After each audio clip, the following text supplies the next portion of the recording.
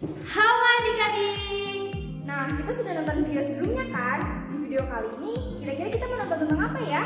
Kalau di video sebelumnya kita membahas seputar babak ibu guru yang ada di SMA Negeri 1 Kutasari, video kali ini kita akan membahas tentang kurikulum yang ada di SMA Negeri 1 Kutasari. Kalian mau tahu apa itu kurikulum? Untuk lebih jelasnya, yuk kita tonton video berikut ini. Assalamualaikum warahmatullahi wabarakatuh. Selamat siang adik-adik. Gimana nih kabar kalian semua? Semoga sehat-sehat aja ya. Oke, langsung aja di siang hari yang cerah ini kita akan mengisi waktu MPLS virtual kalian dengan membahas kurikulum SMA Negeri 1 Kutasari. Kira-kira di pembahasan kali ini ada apa aja ya? Let's check it out. Next, di slide yang pertama di sini kita akan membahas struktur kurikulum SMA Negeri 1 Kutasari. Yang pertama ada kelompok A wajib dan jumlah jam per minggunya. Di urutan pertama ada pelajaran pendidikan agama Islam atau PAI, dan kalian akan belajar pelajaran ini selama 3 jam per minggu. Dan yang kedua ada pendidikan Pancasila dan Kewarganegaraan atau yang biasa kalian dengan PPKN. Kalian bakal belajar pelajaran ini selama 2 jam per minggu. Dan di urutan ketiga ada bahasa Indonesia, dan kalian akan belajar pelajaran ini selama 4 jam per minggu. Dan di urutan keempat ada pelajaran matematika dengan jumlah jam per minggunya 4 jam. Dan di urutan kelima ada sejarah Indonesia dengan jumlah jam per minggunya 2 jam.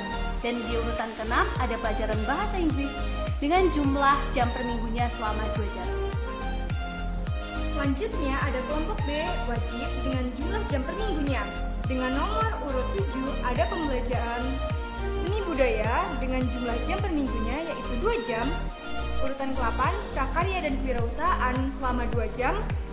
9 ada pendidikan jasmani, olahraga dan kesehatan selama 3 jam per minggu. Dan yang terakhir ada bahasa Jawa dengan 2 jam per minggunya.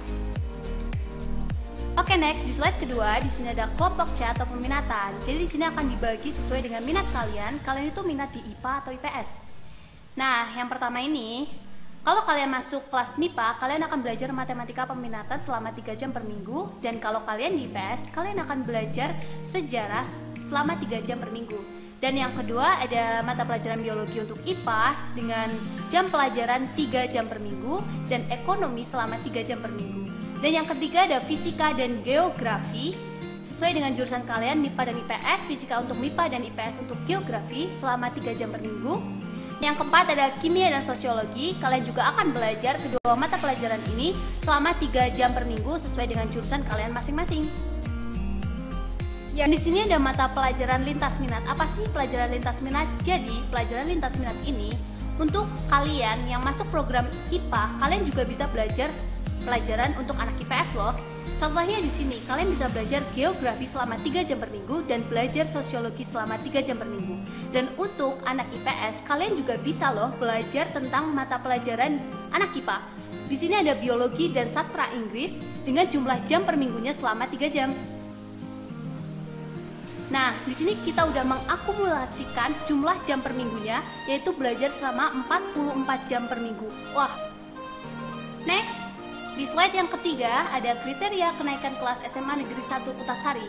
Nah, ini yang bagian paling penting gak sih? Ya, ini tuh penting banget karena ini tuh menyangkut tentang kenaikan kelas kita ya, Kak. Nah, betul sekali. Jadi kalian harus benar-benar memperhatikan kriteria kenaikan kelas ini, karena ini menyangkut masa depan kalian yang selama 3 tahun di SMA Negeri 1 Kutasari. Peserta didik dinyatakan naik kelas apabila memenuhi persyaratan sebagai berikut. Yang pertama, menyelesaikan seluruh program pembelajaran dalam 2 semester dalam tahun pelajaran yang diikuti. Dan yang kedua ada predikat sikap minimal baik, yaitu memenuhi indikator kompetensi sesuai dengan kriteria yang ditetapkan oleh satuan pendidikan. Nah, ini salah satu bagian yang paling penting. Jadi selama kalian belajar di SMA Negeri 1 Kutasari, kalian benar-benar harus menjaga sikap dan minimal mendapatkan predikat sikap baik di nilai raport. Apabila kalian mendapatkan nilai C di raport, itu sudah mempengaruhi nilai kalian dan mempengaruhi kriteria kenaikan kelas kalian. Bener banget gak sih? Iya, bener banget. Apalagi sikap baik ini sudah ada pada orang Indonesia dari zaman dulu ya, Kak? Ya, betul sekali. Next, Yang ketiga ada predikat kegiatan ekstrakurikuler wajib pendidikan kepramukaan minimal baik sesuai dengan kriteria yang ditetapkan oleh satuan pendidikan. Nah, ekstra pramuka ini adalah ekstra wajib yang ada di SMA Negeri 1 Kutasari. Jadi, selama kalian belajar di sini, kalian itu wajib mengikuti ekstrakurikuler kepramukaan. Ya, baik dari kelas 10 maupun kelas 11 wajib mengikuti ekstrakurikuler pendidikan kepramukaan. Dan jumlah kehadiran kalian selama mengikuti ekstra pramuka ini benar-benar menentukan kriteria kenaikan kelas kalian. Jadi kalian wajib hadir dan mengikuti ekstra kepramukaan ini. Ya, benar sekali. Di sini yang keempat ada tidak memiliki lebih dari 2 mata pelajaran yang masing-masing capaian pengetahuan dan atau keterampilan di bawah KKM. Jadi di sini maksudnya adalah selama kalian belajar di sini, kalian itu nggak boleh ada 2 mata pelajaran yang nilainya di bawah KKM, terutama di nilai rapot, karena itu akan sangat mempengaruhi kriteria kenaikan kelas kalian.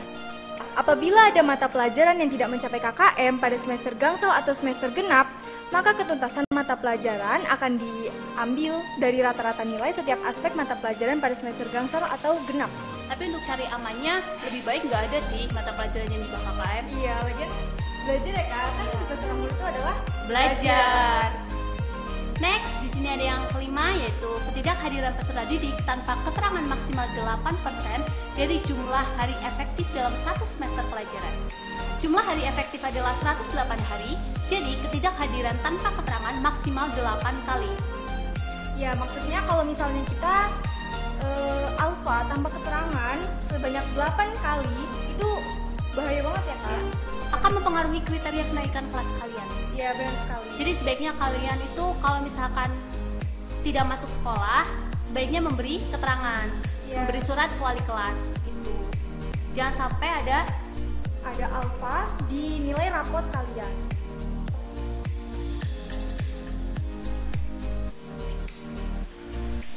Selanjutnya di sini ada catatan. Ya, catatan yang pertama yaitu ada keputusan kenaikan kelas bagi peserta didik dilakukan berdasarkan hasil rapat pleno Dewan Pendidik dan pertimbangan kebijakan satuan pendidikan.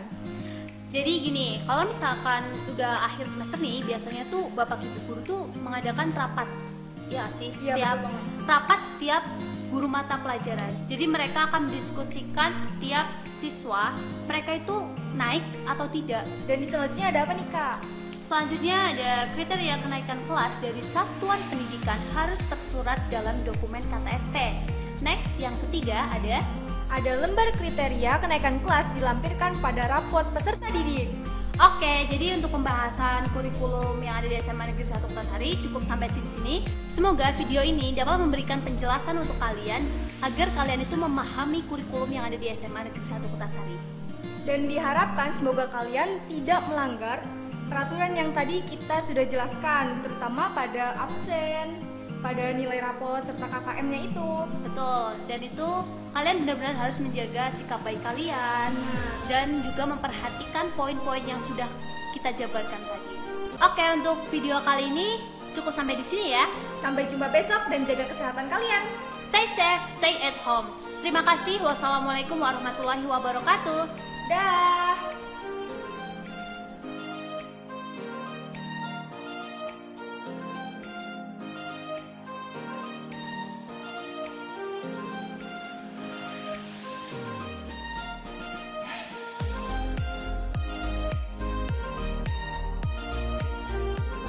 Setelah melihat video tadi, kalian jadi tahu kan apa yang kurikulum? Dan untuk memastikan apakah kalian paham tentang kurikulum yang ada di SMA Negeri 1 Kutasari, Silahkan jawab pertanyaan yang ada di video barusan ya. dan sampai jumpa di video selanjutnya. Dah.